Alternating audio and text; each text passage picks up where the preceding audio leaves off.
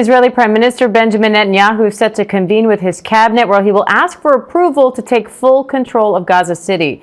In an interview earlier today, Netanyahu said he, quote, intends to take control of Gaza, but doesn't want to keep it or govern it. Protesters are filling the streets outside the Prime Minister's office in Jerusalem.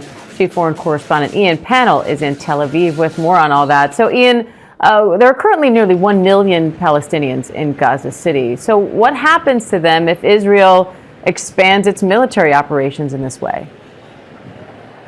Yeah, it's a great question, and there is no clear answer. It's not like the troops can just move in.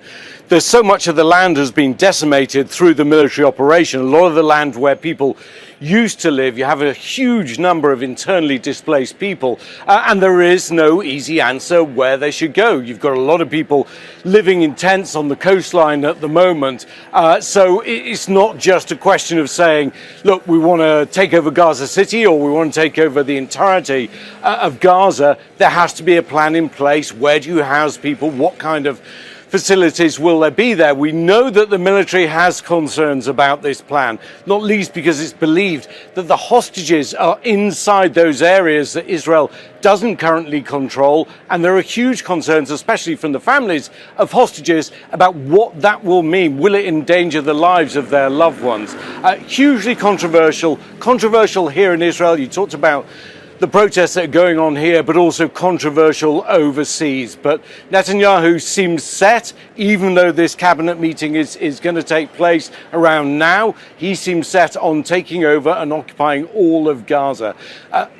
Again, I think it's an easier thing to say that you're going to do than to carry out, and then holding the territory. Again, if you talk to the military, they're hugely concerned. It's easier being an advancing military than trying to sit there, because then you become sitting ducks for potential reprisal attacks. Diane? Ian, we're seeing these protests outside Netanyahu's office. Any response from the Israeli ministers here or the government to all of this?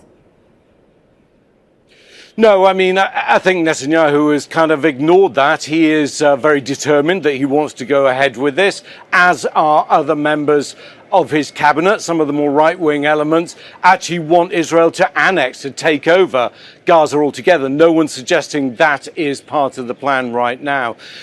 But you're starting to see a growing awareness of the suffering inside Gaza, the reaction overseas, and a lot of Israelis. If you look at opinion polls that are being reported by Israeli media, it shows or indicates that the majority of people are now against a continuation of the war. It's 22 months long. You're seeing soldiers who are being injured and killed. You're not seeing any sign of the remaining 50 hostages, of whom 20 are still alive, being returned, despite Israel withdrawing from the ceasefire agreement back in March to achieve just that. So I think there are huge doubts here domestically, and they are growing. But whether Netanyahu is susceptible to that remains to be seen, and it's highly doubtful. Diane? All right, Ian Pannell in Tel Aviv for us. Thanks, Ian. Stay safe.